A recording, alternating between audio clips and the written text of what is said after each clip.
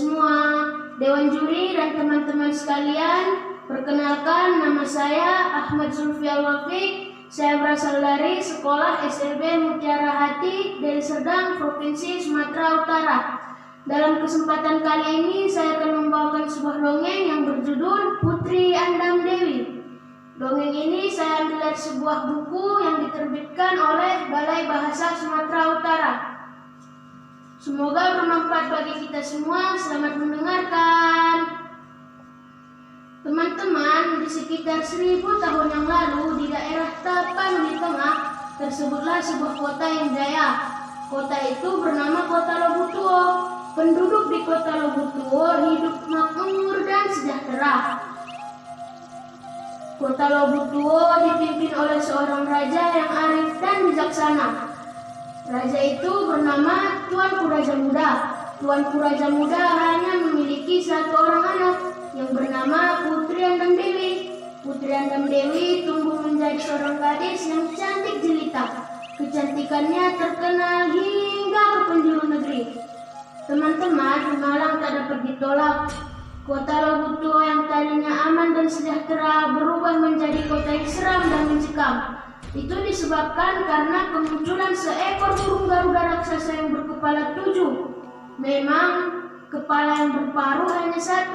6 lainnya terdiri dari tombak, pedang, dan perisai. Tidak ada satupun penduduk yang selamat dari serangan burung garuda raksasa itu. Tak terkecuali para pengawal, bahkan yang mulia Tuanku Raja Muda ikut tewas dimakan oleh burung garuda raksasa itu. Burung garuda raksasa itu hanya memangsa penduduk yang menyalakan api di Kota Lobutuo.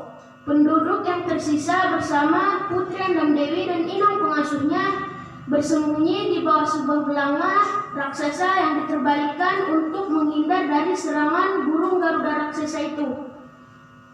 Jauh dari Kota Lobutuo tersebutlah sebuah negeri yang jaya yang dipimpin oleh seorang rajin pemberani bernama Sultan Gambang Patuanan.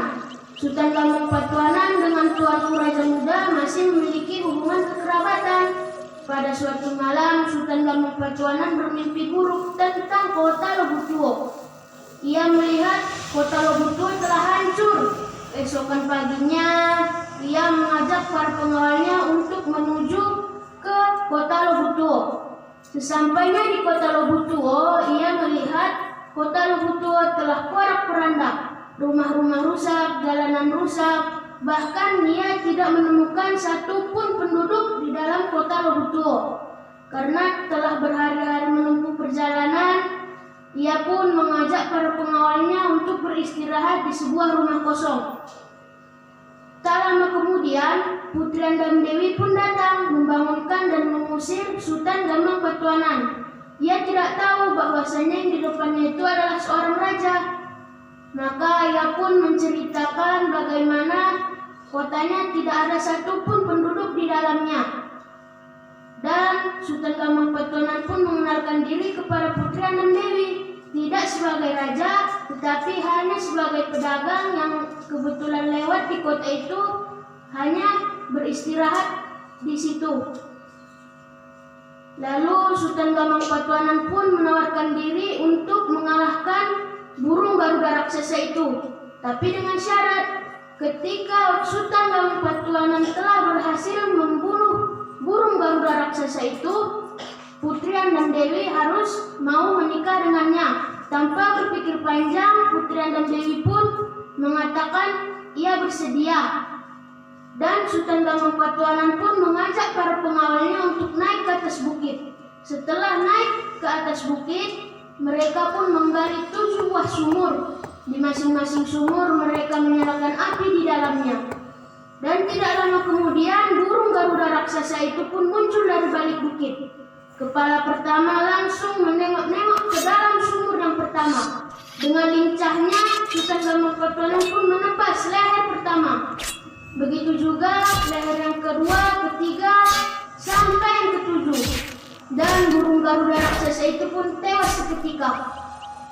Karena sudah berhasil mengalahkan burung garuda raksasa itu, Sultan Gambang Patuanan pun janjinya kepada Putri Andam Dewi. Tetapi Putri Andam Dewi bersembunyi dan ingkar janjinya, teman-teman. Karena sudah lama mencari Putri Andam Dewi, namun tak dapat ditemukan, Sultan Gambang Patuanan pun bersumpah dengan marah.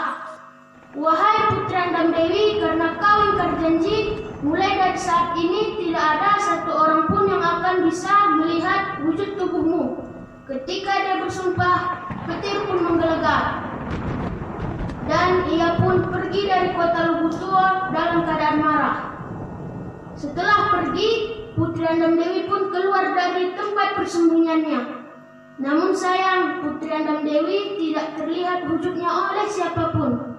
Sampai sekarang teman-teman, Putri Andam Dewi telah menjadi kasat mata. Sekian cerita saya.